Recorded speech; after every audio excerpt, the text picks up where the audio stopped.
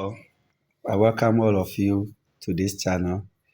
This channel is going to engage you and provide you with a lot of interesting information regarding the concept literature. We are going to explore different aspects. I'm going to inform you about some of the things you already know.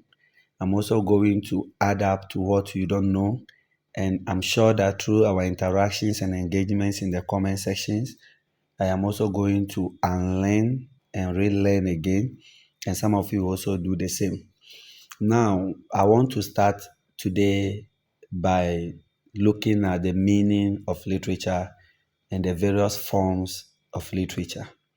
Now, when you talk about literature, different things come to mind. A lot of people, a lot of authorities defined literature from their standpoint or their perspectives.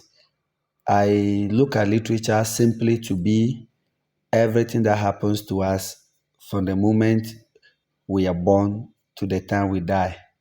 Everything we go through can be converted into literature. Now, when we get to the forms of literature, we'll understand better how these experiences can be converted into literature. Now, first of all, I want us to look at some definitions from some authorities. The first definition is from Encyclopedia Britannica. And according to Encyclopedia Britannica, a body of written work is literature. So their definition is kind of general. That is, any body of written work is qualified or can be classified as literature. They went ahead to say the name is often applied to those imaginative works of poetry and prose distinguished by the intentions of their authors and the excellence of their execution. So, in order to kind of limit their definition, that is, the first sentence is very broad, that's general. So, in a way to limit it, they mention the fact that it applies to those imaginative work which brings to mind one key element in defining literature, that is imagination or imaginative work of poetry and prose. They look at only poetry and prose, but with time we may be looking at more than that. So, in short, Encyclopedia Britannica is saying that literature is a written piece of work that should be imaginative enough. Now, another authority that defines literature is Clara. Excuse my pronunciation of his name. Clara also mentioned that, or also referred to literature as the entirety of written expressions, with the restriction that not every written document can be categorized as literature in the more exact sense of the word. So, generally, according to Clara, literature is any written expression. That is, it should be written down.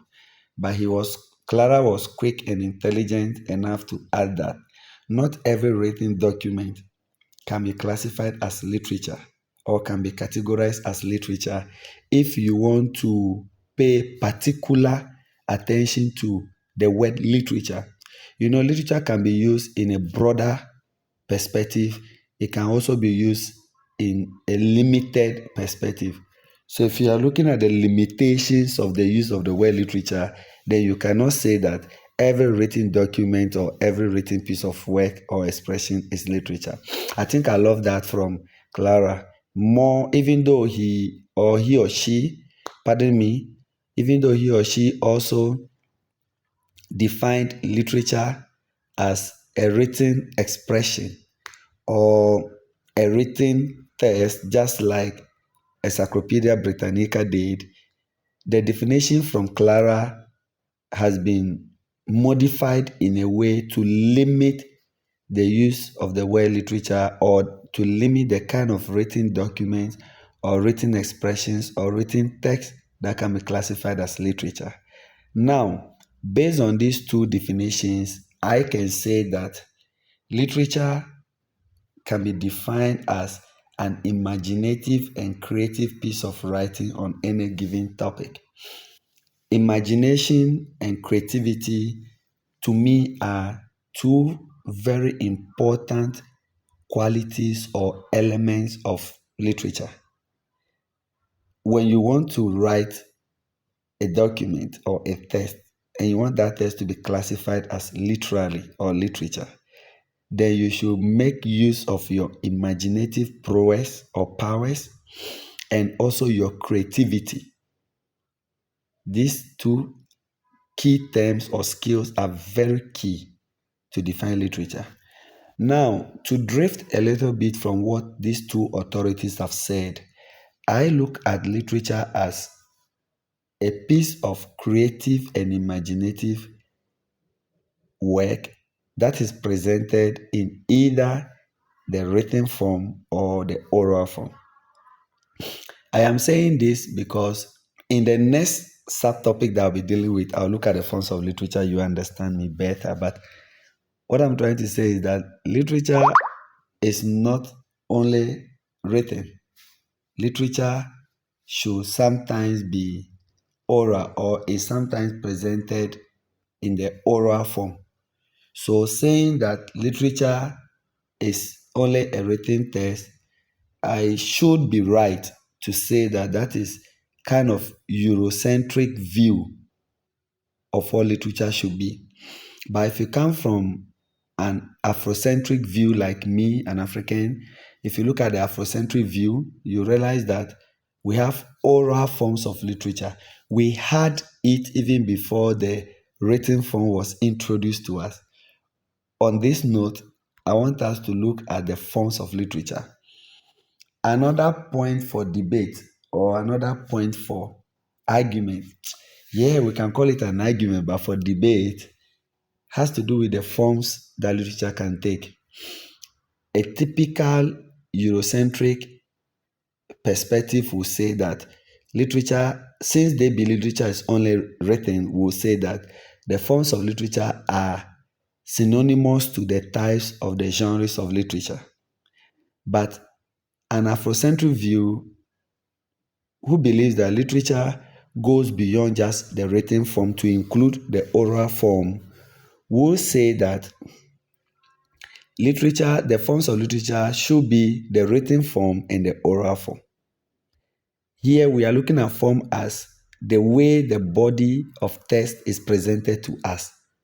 Is it spoken or written? It is not only what is written that can be classified as literature.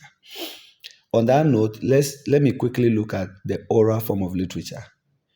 Oral literature simply means a form of literature that is passed on by word of mouth from one generation to another. This type of literature is not documented. It's not written down. That's what I mean. It is passed on from one generation to another by word of mouth. Now, there are ancient stories about various groups that had not been written down those days, but different generations get to know about the story because the older generation always pass it to the younger generation through stories, tongue twisters, and the rest. Now, on this note, I want to say that there are some continents, specifically the African continent, has the oral form of literature to be its oldest form of literature. Writing came along with the European civilization. So before that form of civilization was introduced onto the continent, we still had our way of expressing our customs, our traditions through word of mouth. And we never had, or Africa never had, the written culture. Therefore, these stories are not documented anyway. Now, some of the characteristics of oral literature are: one, like I mentioned, they are not written down, they are passed on by word of mouth. Two, they have no author or ownership. There are folk tales, there are folklores, tongue twisters, we have songs, we have by the fireside storytelling.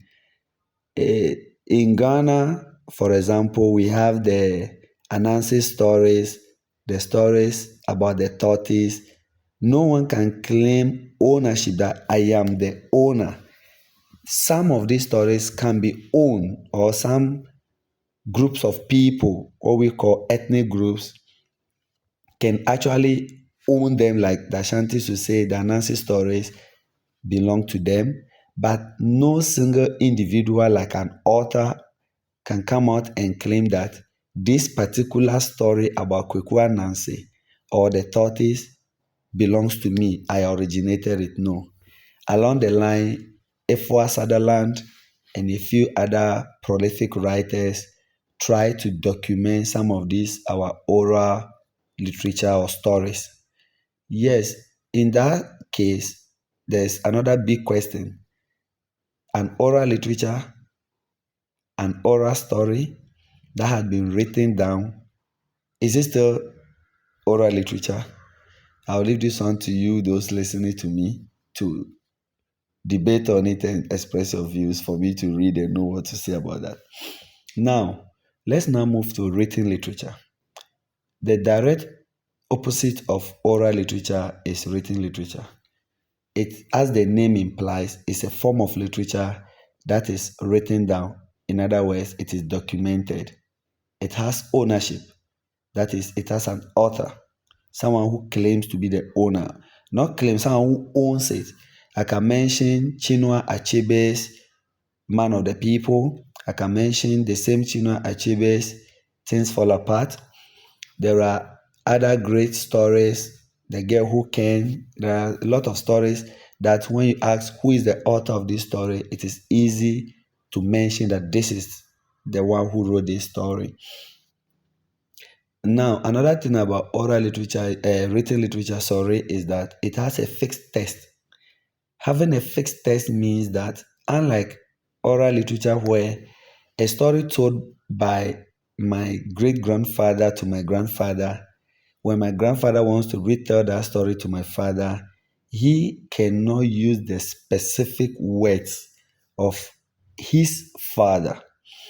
When my father wants to pass on that same story to me, he cannot also use the specific words. So, one thing you realize is that when the oral form of literature is being passed on from one generation to another, there is a change in the content. Some of the stories, when you happen to hear or show the first person that passed that story, hear the modern version of it, the person will wonder if that was the story that he or she first narrated. But with the written literature, the text is fixed. It's a book written down. You can paraphrase it, you can summarize it, but the theme or other key elements like characters, you can't change them because it's fixed. And the plot, you can't change the plot, it's also fixed. That's what I mean by a fixed text. Finally, on written literature, it serves as a source of reference. If you go to the libraries, you go to the internet, you can find these materials there and make reference to them. But the oral form of literature, how do you make reference to a story that is told by word of mouth and not documented? Maybe unless you call the one that told you the story. What if the person is dead and you have also forgotten exactly what the person said? You cannot make reference to it, unlike the written form of literature. I think I'll end today's lesson here. The next time we meet, I'll be looking at what I call the genres of literature, or the genres of literature, or the types of literature. And there I will categorize them under three broad categories or subcategories: the prose work or prosaic work, poetry, and drama. Until then, see you. Goodbye.